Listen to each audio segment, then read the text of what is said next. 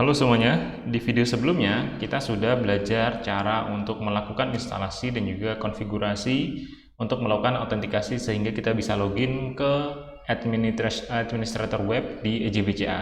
Nah, di video kali ini kita akan coba untuk memanfaatkan EJBCA secara maksimal untuk melakukan konfigurasi dari web server yang akan kita gunakan untuk development. Biasanya, kalau kita ingin menggunakan sebuah web server dengan HTTPS, maka kita akan melakukan Soft Sign Certificate Generation dengan OpenSSL atau dengan tools lain. Nah, kalau misalnya kita menggunakan OpenSSL, sebenarnya cukup cepat, tapi kita tidak tahu sebenarnya self sign certificate apa aja sih yang sudah kita generate. Makanya kita akan coba untuk mengubah penggunaan OpenSSL itu menjadi penggunaan EJBCA dalam melakukan generate private key dan juga public key, dan nanti kita akan coba untuk melakukan konfigurasi terhadap sertifikat yang sudah kita generate di Nginx. Jadi alurnya nanti kita akan coba untuk create entitas baru user, yang mana dalam hal ini dia profilnya adalah web server. Lalu kita coba untuk generate si public private key-nya, lalu kita coba untuk konfigurasi di Nginx, lalu kita akan coba untuk mengaksesnya. Oke, kita mulai dengan masuk ke halaman EJBCA yang sudah kita deploy, lalu kita bisa masuk ke administrator web. Di sini nanti perlu autentikasi client authentication ya, seperti biasa. Lalu kita bisa masuk ke era function. Nah, di era function ini registration authority, kita bisa melakukan pendaftaran terhadap entitas baru. Jadi kita bisa add new entity di sini. Kita tunggu sebentar.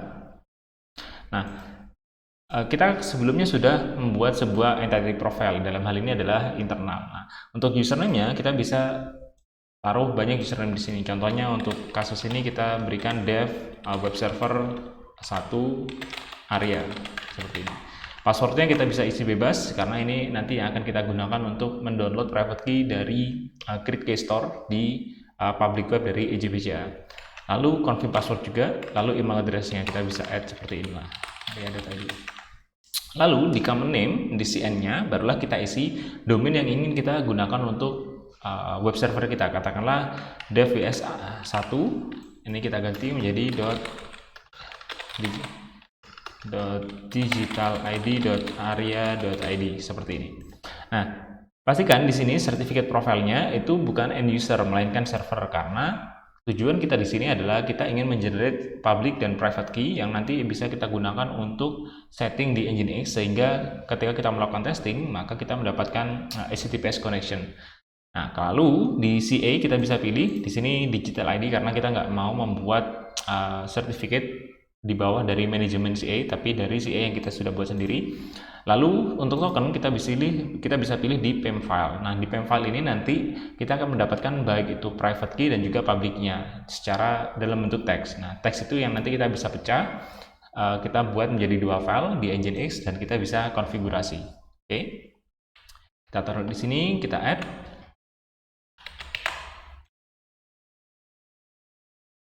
Oke. Kemudian kita cek lagi, added successfully. Nah, setelah selesai kita bisa masuk kembali ke public web. Nah, di public web ini kita bisa masuk ke halaman Create Key Store. Nah, Create Key Store ini sebenarnya adalah untuk mendownload public dan private key. Oke, kita masukkan username, kita masukkan passwordnya, kita oke. Kalau oke, dalam artian username dan passwordnya cocok, maka kita bisa mengenerate si sertifikatnya. Nah, di sini ada banyak pilihan sebenarnya untuk algoritma dan juga untuk key length-nya. Nah, untuk penggunaan di Nginx, saran saya minimal gunakan RSA 2048, karena kalau misalkan kita gunakan key length yang kurang dari itu, maka Nginx akan menolak karena requirement-nya adalah minimal 2048 untuk panjangnya. Oke, lalu kita enroll.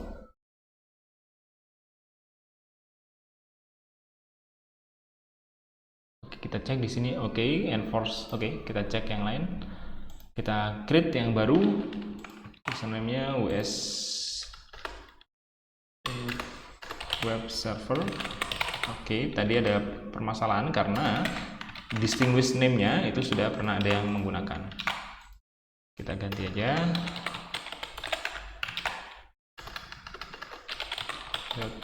.id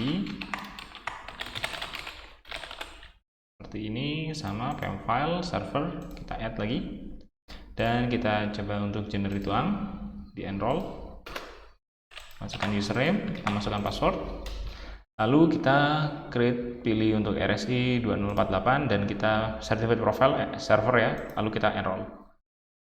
Oke, nah kita bisa lihat di sini ada file yang terdownload. Nah, kita coba cek untuk isi dari file tersebut.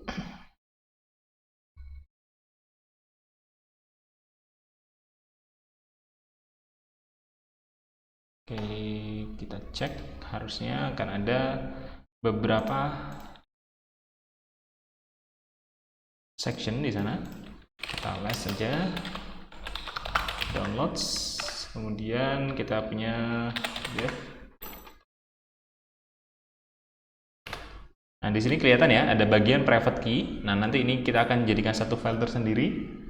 Lalu di bawahnya juga ada certificate. Nah, ini juga akan menjadi bagian tersendiri, file yang kedua. Nah, dua file inilah yang nanti akan kita gunakan untuk konfigurasi Nginx kita. Kita akan coba sekarang. Oke, kita cut aja karena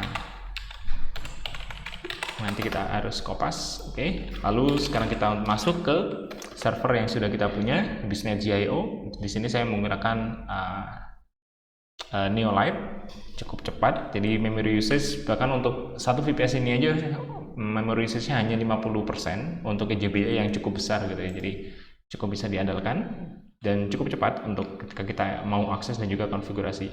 Nah, pertama kita coba install dulu untuk si Nginx menggunakan perintah sudo apt-get install Nginx. Kita pastikan semuanya sudah terinstall. Lalu kita masuk ke etc Nginx, ini default configuration-nya. Nah, kita perlu ingat bahwa untuk si EJBCA itu dia sudah melakukan binding ke port 80 dan 443. Jadi kita pastikan untuk Nginx kita yaitu dia tidak melakukan binding ke port yang sama. Nah, sebelumnya kita juga bisa, oke, kita sudo dulu aja. Kita bisa create folder baru, katakanlah SSL. Nah, di sini kita bisa add public key. Nah, ini isinya adalah sertifikat yang di sini. Kita bisa taruh dari sini. Kita bisa kopas dari atas sampai bawah sini. Nah, ini kita taruh untuk di public key. Oke. Lalu kita punya private key. Oke. Isinya adalah yang ini. Bagian atas. Oke, kita copy lagi.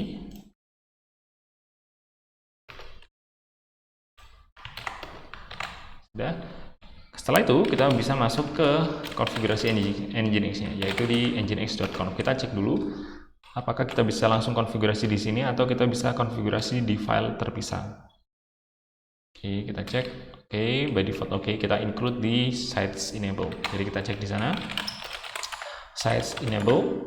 Kemudian ada default. Nah, kita cek apakah portnya, oke, by default dia ke port 80 ya. Nah, kita bisa ubah ke port 8080 karena port 80 sudah di-occupied oleh EJBCA. Lalu port 443 kita juga bisa enable, tapi kita harus ganti ke port lain. Contohnya kita bisa ganti ke port 8443. Oke, 8443. Seperti ini. Lalu kita tambahkan konfigurasi tambahan di sini, yaitu certificate, SSL certificate dan SSL certificate key. Oke, dan juga SSL certificate key. Lalu path-nya kita taruh etc nginx SSL private.key seperti ini. Lalu yang satunya public-nya etc nginx SSL public.key seperti ini. Oke. Kalau misalkan sudah, kita bisa coba untuk jalankan si Nginx-nya, service Nginx start. Kita cek, oke, ada permasalahan, kita coba untuk troubleshoot. Status no such file public key. Oke, kita cek lagi, public key tidak ada, maka kita coba cek.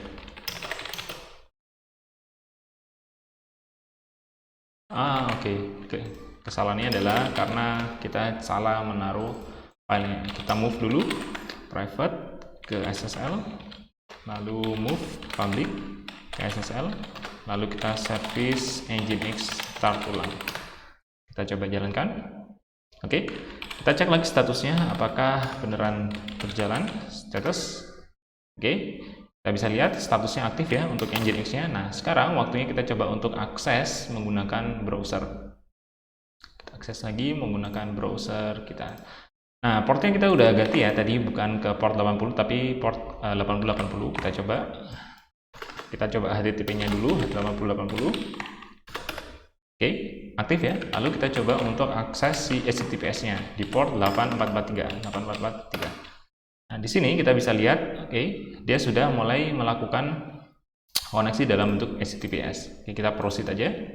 Dan hasilnya sama ya, karena memang untuk konfigurasi tadi, si Nginx-nya dia menggunakan root path yang sama, baik itu HTTP maupun HTTPS, tapi kita bisa mengakses menggunakan dua protokol yang berbeda.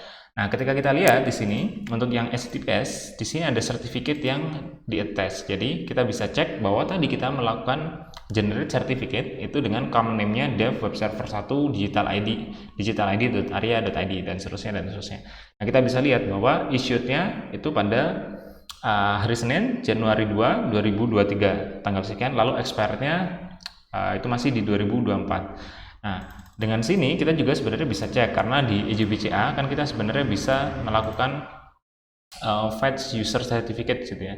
Nah, kita coba cek untuk di sini DN-nya kita taruh seperti ini. Nah, kita bisa lakukan cross check. Oke, dia di isunya sama, lalu issuer-nya juga sama gitu ya. Digital id.aria.id, kemudian serial number dan seterusnya itu kita bisa komparasi di sini. Jadi akan lebih aman ketika kita ingin memastikan apakah memang self-signed certificate ini itu terdaftar di EJBCA atau di Certificate Authority kita, di CA internal kita. Jika iya memang, maka ya kita bisa pastikan bahwa web server tersebut memang ditujukan untuk kita lakukan development. Oke. Nah, sampai sekarang kita sudah belajar tentang cara untuk mengenerate certificate. Oke, menggunakan EJBCA, kemudian melakukan add entity, dan juga melakukan konfigurasi untuk sertifikat yang sudah kita generate di Nginx, sehingga kita bisa mendapatkan baik itu HTTP maupun HTTPS connection.